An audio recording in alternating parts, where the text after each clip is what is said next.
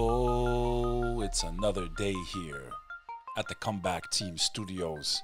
This is your boy Beck Lover, and you're tuning in to Beck Lover Live. We're on every freaking platform on the earth, so if you never checked out all our other content, you can pretty much just type in BEK Lover on Google and everything pops up. Or you can go to our website, BEK, that's B like boy, E like Edward, K like Kimberly, BeckLover.com for all your links. Make sure you subscribe below, hit that heart, and leave a comment because I'm doing all the hard work here. All you got to do is click a button. Interesting times indeed, my friends. We're living in a very interesting time. There used to be an old Chinese proverb, and they would say, may you live in interesting times. It wasn't necessarily a good thing. It meant that if you lived in interesting times, there was probably chaos going on. War, famine, plagues, all of the above probably. So, is a lot of that on the horizon for us? I'm not sure. I feel if you ask the average American how they're feeling these days, the blue collar, the middle class, people living in big cities like New York, Chicago, LA, Vegas, I'm pretty sure most people's outlook's very, very bleak. There may be some warning signs on the horizon, and we'll cover a little bit about that today. I'm broadcasting live here from the New York City area. It's a little gray with a little overcast. Basically looks like this picture I'm showing here. And by the way, you can watch the show if you're listening to the audio. You can also check us out on YouTube and Rumble and pretty much anywhere that has streaming. Kick also. We just added that one. There's so many damn platforms, it's hard to keep up with all of them. But we're out there. New York City. Usually they tell you have to watch out for the sharks on Wall Street. But we had a freak accident, and I'll get into that in a moment. You might want to be careful if you're stepping into the water of the New York beaches. It's not just the sharks of Wall Street you might be having to worry about. You might actually have to worry about real sharks biting you. There was a horrible accident in Italy, and every time you eat pizza or pasta, you sprinkle some of this cheese onto your food. There was a freak accident, a very cheesy way to die. Is the Great Depression on the horizon? Many Americans believe, even though they don't call what we're going through a recession, it's like we don't need the TV to tell us. We can look, and we know that the average American is struggling right now. Inflation's through the roof. Everything's more expensive. And are there some really big warning signs that we might be heading into a Great Depression? There's a lot going on Wall Street, and we'll cover a little bit about that also. The man that they just can't seem to take down, Donald Trump, the former president, all kinds of trials and allegations. It's been one relentless attack. Will they finally get their way and get him charged and prosecuted? I don't know. One judge seems to be pushing back. And like I said, if you haven't subscribed, check out our podcast weekly with amazing guests. We've had some of the most extraordinary people in the world. That's the Beck Lover podcast. All the links are available if you go to BeckLover.com. If you're joining the live stream, I want to thank you. And I just want to let you know we're a little rusty. So we're back up and running. We're on every freaking platform in the world. And we got a ton of content coming your way. And there's a ton of content for you to catch up on. So go out there and make it happen. First story I want to talk about today. A woman was seriously injured by a rare shark bite off of New York City's Rockaway Beach. That's in Queens, for those of you that don't know where New York geography is. I once did a polar bear plunge to raise awareness for cystic fibrosis. In the dead of winter, there was literally snow on the beach in Rockaway Beach, and about a couple hundred of us polar plunged into the water to raise money for that horrible sickness, and hopefully they find a way to cure it. But in Rockaway Beach, a woman, this is reported by Newsday.com, a woman was seriously injured after a shark bit her on the thigh while she was swimming at a New York City beach. Officials say a highly unusual attack that appears to be the first recorded bite on the city's shoreline in decades. The 65-year-old woman, whose name has not been released, was swimming off Rockaway Beach just before 6 p.m. Monday when a shark bit her on the left leg. The city parks department said in a statement, lifeguards pulled the woman from the water and administered first aid. The woman was taken to Jamaica Hospital in critical but stable condition with severe lacerations to her thigh. A photograph of the woman's injured shared by lifeguards showed a deep gash above her knee with several inches of her outer thigh missing and blood around the wound. The bite appeared to be far more serious than many of the other shark encounters reported in the region. Lifeguards cleared all swimming from the water, and police used a helicopter to search the area for the shark, but did not find any. Experts say shark bites are extremely rare, with roughly 70 to 80 unprovoked bites worldwide each year. The last recorded shark bite on Rockaway Beach came more than 6 decades ago. In any event, I have a tremendous respect for the ocean. I just took my children down the shore to Atlantic City, and I have a rule. It's like, I don't want you past your knees because you're not on your home turf, and we're not at the top of the food chain in the ocean. You know, when we're not on a boat with sonar and weapons and all that other crap. But I'm talking about, like, if it's just us in the water swimming in our trunks and you get bit by a shark, odds are you're in serious trouble. And the fact that this could happen here, there, anywhere, you know, you don't know when it's going to happen. It can just happen. So I have a tremendous respect for the ocean. Besides currents that can pull you in, you know, I feel like a lot of people are just very lackadaisical when they go out into the ocean. Like, you know, nothing can happen. And I think this is just proof that every time you step in the water, you just never know. And the deeper you go in, the deeper shit you might be in. And that's proof. There has been a leak reported by Forbes of the Apple iPhone 15 Pro. The new leak suggests surprise big upgrade coming. It's not long now until Apple releases its next iPhone series, that is iPhone 15, iPhone 15 Plus, iPhone 15 Pro, and iPhone 15 Pro Max. Which one do you get? Want to know exactly when the iPhones will be unveiled and released for sale? Read the full details here, which I don't have time to do for you, but it's coming soon. 2 new reports claim there will be a very big upgrade to the coming handsets for an important element in any phone: storage space. Up to 2 terabyte storage for iPhone 15 Pro. First, according to the Korean blogger, the Apple iPhone 15 Pro and Pro Max models will have a bigger storage option. They say courtesy of Apple Translate. This is the supplier's source. If the report is right, there will be an extra tier with 2-tier capacity. If that seems overkill, it may not be. Extra storage can be important because although much of our digital lives is stored in the cloud, we increasingly need storage on the phones themselves. Some iPhone features require higher storage levels, such as recording ProRes video in 4K resolution. I think it's a good move. I do think it might cripple their, it might hurt their need for iStorage, iCloud, where people pay a lot. But for someone that makes content, always on the go, making high videos, having that extra storage on the phone would be a nice feature. I guess we'll have to wait and find out for all you iPhone addicts. To me, all phones have become are like what computers were to us in the 90s and the early 2000s. You'd go out and spend all this money, get something with 5 gigabytes of RAM, then one came out with 7, then 8, and it's like, it's a never-ending, can I get better, better, better, better? I've slowed down on how often I switch mines. I went from the 11 to the 13. From the 13, I don't think I'll be going to the 15 right away. I'll probably upgrade to the 16. I just don't see the need every couple of months or years to just upgrade the damn phone. It's doing what I need it to do, and I feel like, it's like anything else. You can always get just a little bit better, just a little bit better. So where do you draw that line in the sand? That's kind of my stance on the whole, iPhone thing.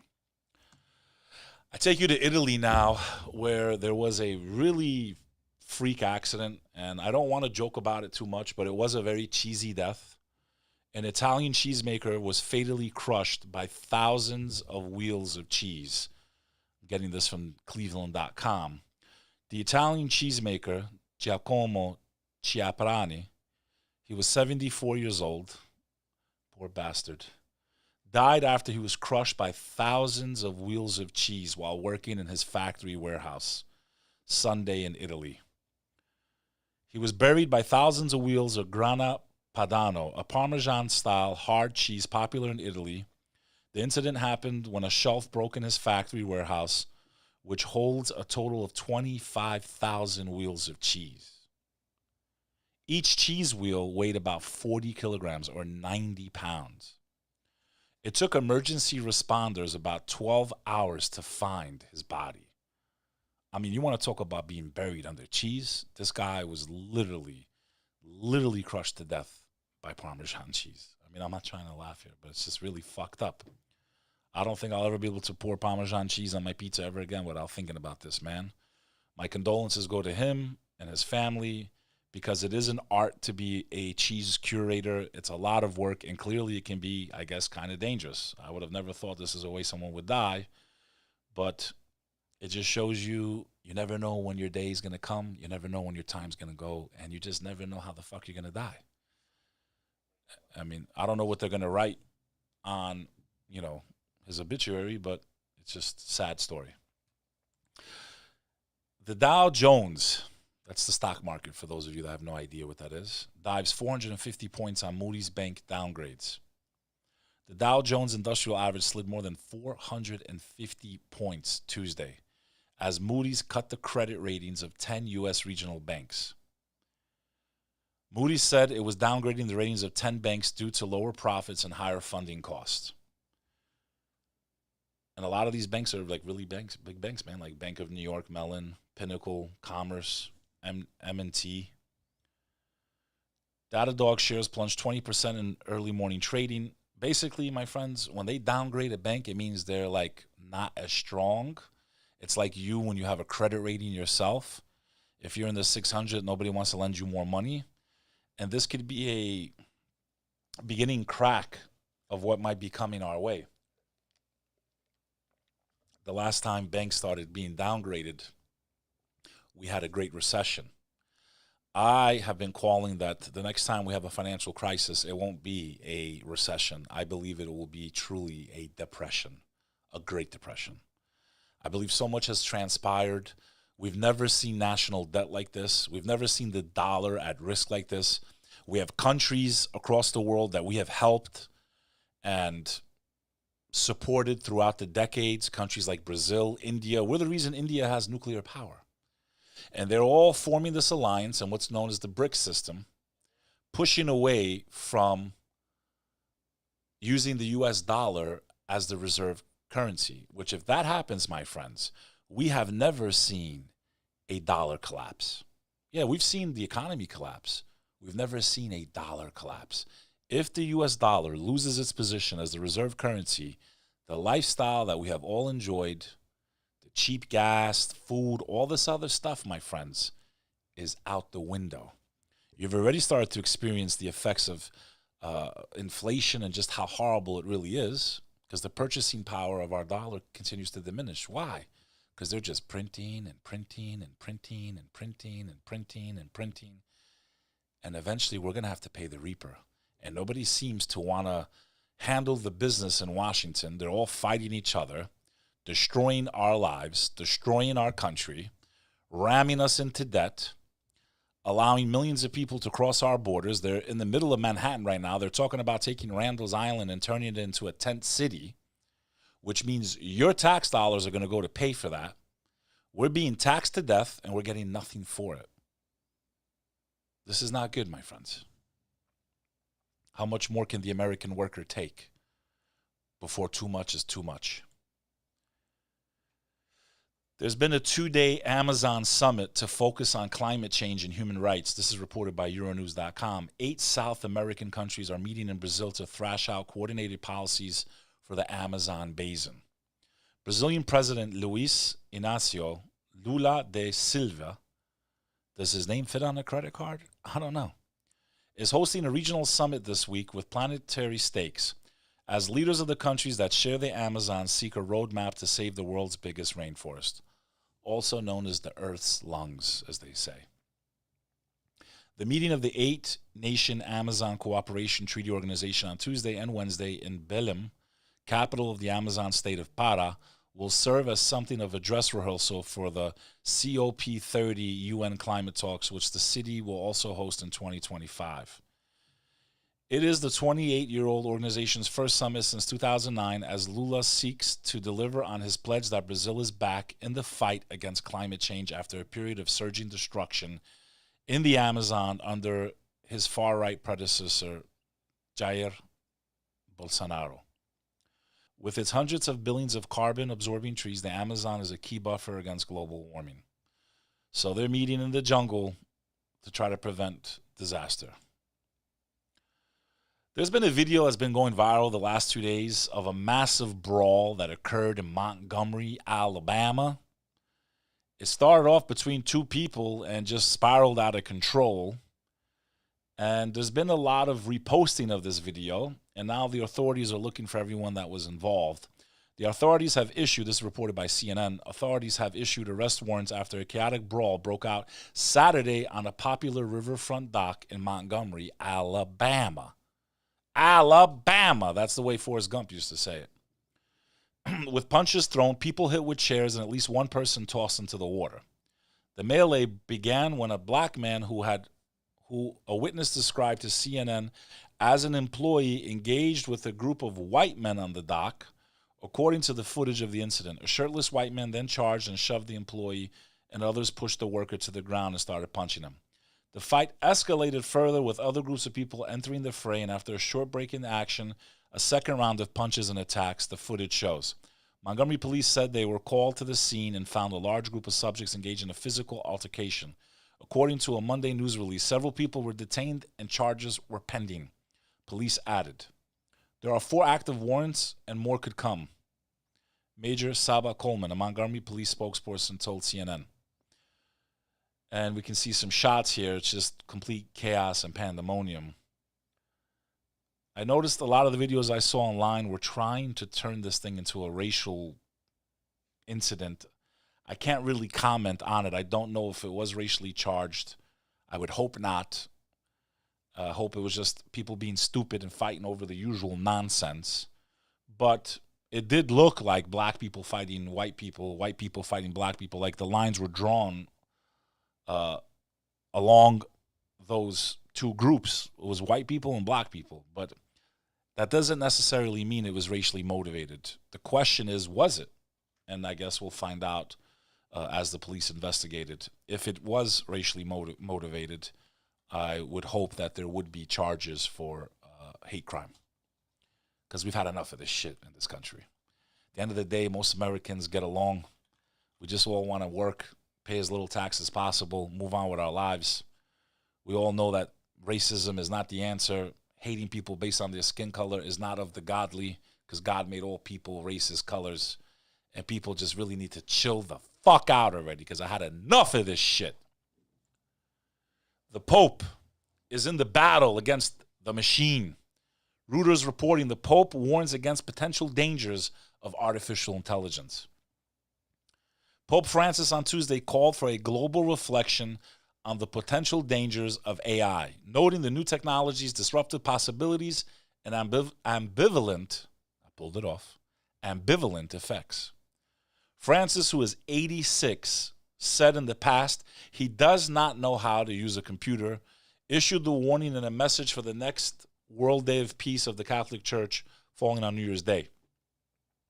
The Pope recalls the need to be vigilant and to work so that a logic of violence and discrimination does not take root in the production and use of such devices. My only question is, Pope, and all due respect to you, Your Holiness, if you don't even own a computer, maybe his advisors are telling him he should talk about this, but if you don't even own a computer in 2023, why are you even worried about it? And you won't even be around when this shit takes over, when the Terminator is unleashed. Boston Dynamics. You ever see those damn robots at Boston Dynamics? Those robots are terrifying. I mean, they're talking about policing cities with them. And, have you seen the videos, guys? Go to YouTube, type in Boston Dynamics. These fucking things make the Terminator look like a kindergartner. They're dancing and shit. They're doing flips. They hold guns. It's fucking crazy. Scary, interesting times we live in, my friends. DeSantis, a guy that I really liked, leaving parties out of it. I really liked what he did during the, closing of the country and the world. He kept Florida open and did amazing things down there and protected individual freedom, business owners' rights, et cetera, et cetera. I made many trips to Florida when everything was shut down up here in New York City. But there's been a war started between him and former President Trump, and it does not look like it's going too well for him. It looks like, from what I can tell, the people that are in the conservative party, Republican Party, Beck Lover, for the record, is a libertarian. I don't like either party. They all have guilt and blood and debt accumulation and destruction of our country in their hands. I'm a libertarian, for the record, for those of you that want to claim, I like to use my brain and critically think and not just follow anyone blindly. DeSantis fired his campaign manager. So I guess that means the campaign ain't going too well. It'll be interesting if Donald Trump doesn't end up in jail if they come up with another 200 cases against him, because they seem to find a new thing every month to try to, throw at the, I'll call him the Teflon president. So far, none of their attempts have worked, but assuming he runs the former president, which he's already announced that he will, I don't think DeSantis can topple him. I don't think. I think if DeSantis was smart and he was serious about maybe winning, he probably would have ran as the VP and then he could become president. That probably would have been his best road to victory. But, I don't know. I don't know what he's thinking, and I really don't know if he has a shot. What do you think? Leave a comment below. President Biden, if he's really the one that called the shots here, to designate 1 million acres around Grand Canyon a national monument. Joe Biden will designate nearly 1 million acres expanse around the Grand Canyon as a new national monument, protecting the region from future uranium mining. Oh, that's a nice thing to do. Establishing the Baj, I can't even say it, guys. I think it's definitely Native American, and I can't. It looks like Navajo. Baj, Navajo, Itaka, Kukaveni, Grand Canyon. Sounds pretty good there. Grand Canyon National Monument. So basically, he's protecting the Grand Canyon region from mining and all that other stuff. Last article I want to cover on this short episode of Beck Lover Live. You can count on me doing this almost daily, so make sure you subscribe, and it'll get better and better and better. I got to take the cobwebs off, guys, so forgive me. Federal judge comes out swinging against the DOJ special counsel in Trump classified docs case. This is reported by Fox News. The federal judge overseeing the classified documents case against former President Trump delivered multiple blows to special counsel Jack Smith's efforts in a brief Monday. Judge Aileen Cannon of the Southern District of Florida, who is presiding over the case that stems from a Miami grand jury's June indictment of Trump, denied the Department of Justice request for sealed findings, striking two from the record. Cannon also requested additional information from prosecutors about the continued use of an out-of-state grand jury to investigate the case. The special counsel states in conclusory,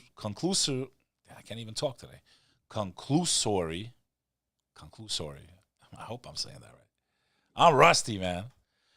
That the supplement should be sealed from public view to comport with grand jury secrecy, but the motion for leave and the supplement plainly failed to satisfy the burden of establishing a sufficient legal or factual basis to warrant sealing the motion and supplement, Cannon wrote in the brief denying the DOJ request. So it's going to be a battle, my friends. My only question is, what happened to all the documents they found with the current administration that weren't supposed to be where they are? It seems like the laws only seem to be going towards one way and not the other. It seems very hypocritical. I don't give a shit if you're Republican or Democrat, liberal, conservative. We need to hold these people accountable. We need to watch them. If there's corruption, it needs to be cut out like gangrene, because corruption rots the entire system from the inside out. Simple. America must be protected. Freedom of speech, the Bill of Rights, business, individual liberty. We shouldn't be taxed like crazy. We literally became a country because we refused to pay tax to a monarchy. And It seems like we're taxed to death, especially in places like New York and California. It's fucking ridiculous. This is Beck Lover. Interesting times indeed. Check out all the other content, and I'll keep pumping it out. You keep listening. I'll see you next time on Beck Lover Live.